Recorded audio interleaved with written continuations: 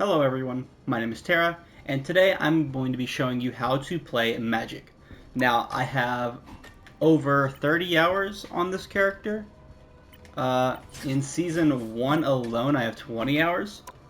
And I'm GM3, which isn't something spectacular, but I think it's worth a shit. So I decided to make this guide anyways.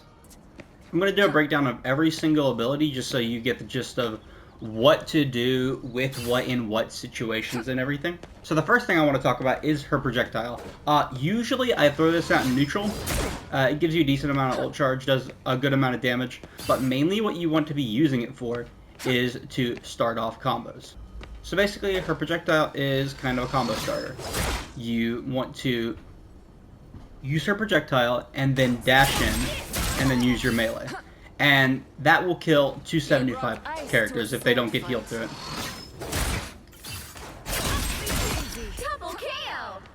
Now, we'll talk about combos in a second, but I also want to talk about other uses of the projectile.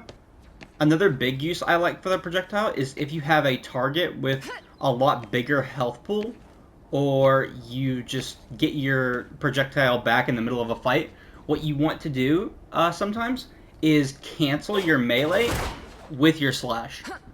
So basically, if you're just wailing on someone in the middle of the fight, if you thread your projectile in, it's actually a little faster, and your swing intervals are a little faster. So that'll give you some extra DPS. But yeah, basically, chip damage in neutral, throw it out, you get it back in like 5 seconds, you walk towards the flank, charge it, and then combo someone with it. Let's talk about the dash. The dash is probably the most powerful tool in your kit. This dash does so much damage. But your dash is more than a damage tool. It's mostly a damage tool, but you also want to use it as a get out tool. Because sometimes you have no more stepping discs left, and we'll talk about that in a bit.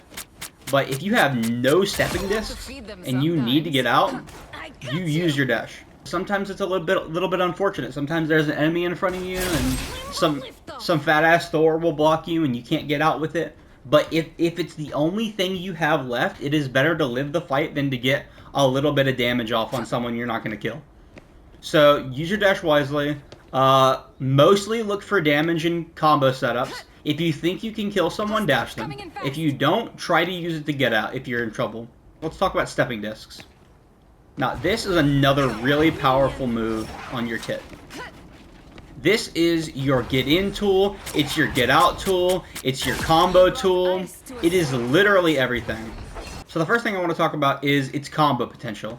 Now, you should know if you played this character for a little bit that once you use a stepping disc, you have 3 seconds to use 2 abilities. Now, if you are fighting like anyone in neutral or fighting massive groups of people or a chaotic team fight is breaking out, use your demon. Use your demon like 90% of the time. The only time I would ever use the world is in very specific scenarios. There's very few scenarios where I'll use this whirl. The only time I'm ever using it is to start a combo. The only benefit the whirl has is if you're surrounded by a lot of people, you can get a lot of bonus shields off of that. But at the same time, the demon gives you just as much, if not more, bonus shields on hit. So as long as someone's like chaotic in a place where they can't really move around a bunch, or it's just a really big target, use your demon. If not, use your whirl. But most of the time you're going to be wanting to use your demon. Now I want to talk about the stepping disc combo potential. So basically, this move right here is just a little extra DPS. And you need that extra DPS in higher ranks because people are going to get healed through everything. You can't do this little wimpy ass combo right here all half the time. You can do that if there is a support alone and they have no one else helping them. Because your whirl, that extra little DPS is really important to Magic's kit. So how you do it is you use your stepping disc, you activate the whirl, and then you dash. And be very careful of where your dash target is, because this is what it looks like when you mess it up. See how it buffered the whirl after the dash? If you did that, that means you messed it up. What you want it to look like is this. you want to hit the whirl and then cancel the whirl animation with the dash. So you whirl and then dash. But make sure you're using your whirl and then your dash.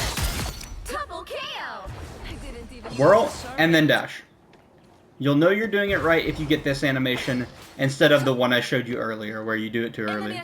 You want to be careful where your dash target is, because if your dash target is too close to you and you hit the whirl first, but in the dash second, but the dash hits before the whirl goes off, the whirl will still be buffered and you'll miss it. So you want to make sure that you're conscious of where your dash target is, how much distance, and when you need to pull off your whirl and then dash. Another thing I want to talk about with the stepping disc is that sometimes you're stuck in this 3-second window where you have to use an ability and you can't use your stepping disc again. If you want to use your stepping disc in quick succession, use your demon. Just cancel it with your demon and you can do this forever. It makes it a way more successful get out tool. If you want to practice the timing, I suggest putting on your infinite cooldowns and just doing this in the practice range and seeing how long you can stay up in the air. If you can do it forever, then you're pretty much always going to be able to get out of whatever situation that you might accidentally find yourself in. As long as you have a stepping disc, you cannot die. Now let's talk about combos, since we talked about all 3 key abilities. So your main combo is going to be this. It's going to be that. Another thing I need to talk about is melee resetting. So whenever you swing your sword, if you need a little more extra damage to finish someone off, you can cancel your auto swing with your melee swing. Now, I don't recommend just doing this all the time in neutral, because that is going to lose you DPS. Your swing interval is faster than that. However, if you're using your projectile, there is something you can do. Whenever you use your projectile, it cancels all animations, including your melee animations. So you can actually auto melee projectile, auto melee, and it looks like this. One combo I want to talk about against big targets, if you've got no one else to prioritize and you don't have any squishies around and you just need to get the big guy off point, this is what I recommend. Use the whirl, dash, swing, melee, projectile, swing, melee. And it looks like this. Ahead of us.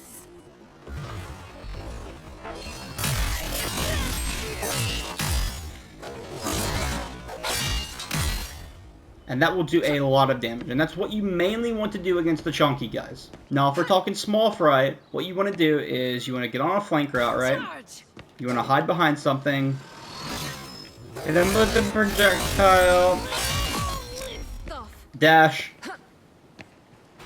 auto, and then melee if applicable. I do want to talk about her passive, but not for very long. Her passive is very straightforward. You smack someone, you get shields. As long as you're smacking someone with anything, as long as you are doing damage, you are getting shields. And you can get a bunch of shields and cap out your health at 400. Like, imagine a 400 HP MAGIK is in your backline, just fucking everything up. Like, this bitch is terrifying. Now, the last thing I want to talk about is the biggest thing I want to talk about. Her ult, Dark Child. Dark Child will enhance every single ability. It makes your projectile stronger. It makes your dash stronger. And it also launches them up instead of launching you and them up. Just FYI. And most importantly, it makes your stepping disc stronger. Like, way stronger. Whenever you use all your cooldowns, and then ult, you get all of your cooldowns back. And during your ult, your cooldowns are significantly faster. So your game plan with Dark Child is this. You pop it, and you just start spinning.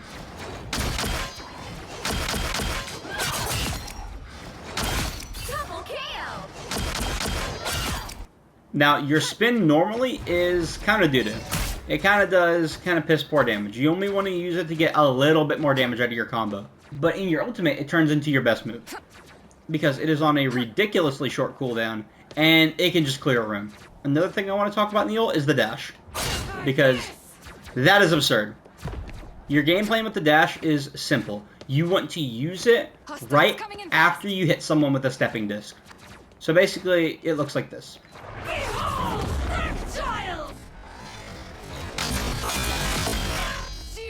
There you go. But basically, combine your dash with your stepping disc for the first kill, and you will completely wipe them off the face of the planet. You'll get one more dash in the span of your ultimate. So, you only have 2 dashes in your ultimate, so make them count, because they have a shit ton of damage. One more thing I want to talk about in the ult is the projectile. The projectile gets a severe damage buff. And I am talking severe. It is the highest burst damage in your entire kit. If you have a situation where you need the extra burst damage, and you can't kill someone through being, like, Omega pocketed, use the projectile and the dash first, and then start spinning. I recommend going for the projectile and the dash combo every time, anytime you think you can land it. Otherwise, just spin. And the projectile dash combo looks like this.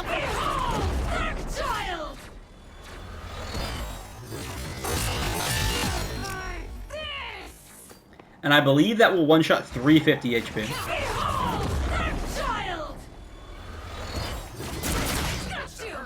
Now, I do want to talk about the timing on this combo, because it is a little iffy. You want to make sure... What is Wolverine doing?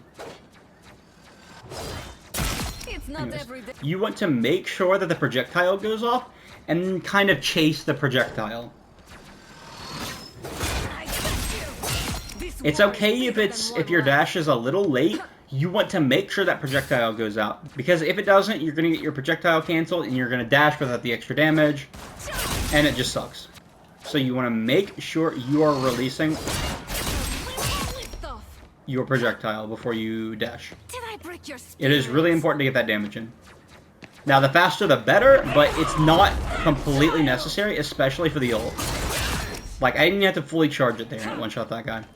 One thing I want to mention about the stepping disc in your ultimate is that you don't have to wait the full duration of the damage in order to use your stepping disc again and do more damage. Most of you probably have no clue what the hell I'm talking about, so I'll just demonstrate. This is how most of you use Dark Child Ultimate. See how I had to wait for all 3 damage ticks to go off? 1, 2, 3, 1, 2, 3. You don't have to do that. Once you hear the first damage tick, you can use it again, and it will do all that damage. It does not cancel the stepping disc damage. So instead of doing it like that, you need to do it sooner so that you get hit less. Because the more time you're not in a stepping disc animation, the more time they have to shoot and kill you. Because you have no damage reduction, you have no bonus health, you get nothing when you ult. All you get is faster cooldowns and extra damage. And you have to be very mindful about that. But basically, this is what the faster stepping discs look like.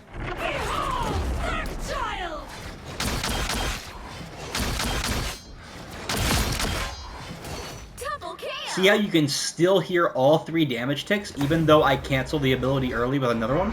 Also, your demon in your ultimate is kind of useless. Like, yeah, it does okay damage, but mostly you're going to want to be using your world. Because it does way more damage and an AoE. And if you're going to be using a stepping disc cooldown, you're going to want to use it on the spin, because the spin is broken in your ultimate. Now, another thing I want to talk about is something I don't see a lot of Magic guides talk about, and that is her one-shot combo. And no, I'm not talking about her normal combos where, you know, the projectile, and then the dash, and then the auto, and then the melee, and then the auto again. No. We're talking about pure, unadulterated one-shot. I'm talking kill Invisible Woman, Cloak and Dagger through their ultimates. So if you've ever been in the game with a Sue Storm, anytime you ult, she's going to ult. She's going to immediately panic ult, and your ult is going to get no value because her healing is just off the charts. Fortunately, there is a mechanic in this game where if you die, all of your deployables die. That means if Rocket dies, his armor packs go away. And that means if Sue or Cloak or Mantis or Luna die, their ults go as well. So if you manage to bag the Invisible Woman in her ult, you just won the team fight. They have to either panic use another support ult, or they have no other support ults ready, and you just win. Now, you've already seen the one-shot combo. It's nothing special that I haven't showed you before. It's just the projectile dash combo, but it has to be in the ultimate. And it looks like this, even though I've already showed you.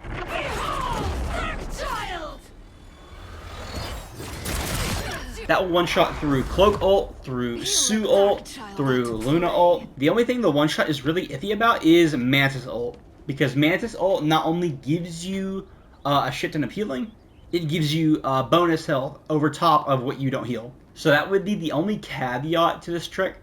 But if everyone's shooting at the Mantis and she's not getting bonus health, you can 100% reliably one-shot her.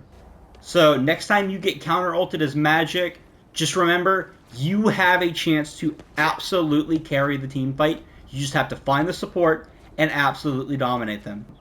The only problem with this is Cloak and Dagger, where if they stack their dashes, meaning 2 or more of the healing dashes are on top of them and they're sitting on them, you can't one-shot her in that, because it's just too much healing. So general game plan is you are a backline assassin, meaning you get behind people and you just fuck them up. Go for the supports, go for any of the squishies, any DPS that you think you can handle, go for them. And if you don't succeed, just stepping disc out. You use one stepping disc to combo, and one to get out. Anyways, that's about all I have for you guys. Thank you all for watching. If you ever want to play with me or my friends, or join the Calamity Moth faction, we're always looking for new goobers to mess around with. If you want to play ranked, might have to make a new account, but that's always something that can be done. But just message me on Discord and we'll make it happen. So anyways, this has been my Magic guide. I hope you learned something. If you didn't, leave a comment saying you're a trash player, only GM3, you stop playing ranked because you're scared of losing your silver seal. Like, I get it, you're mad, like, it happens. But if you liked this video and you did learn something from it, leave a comment saying I'm bad anyways, because I am. Anyways, that's about it. Thanks for watching. Like this video if you want Psylocke to dominate you.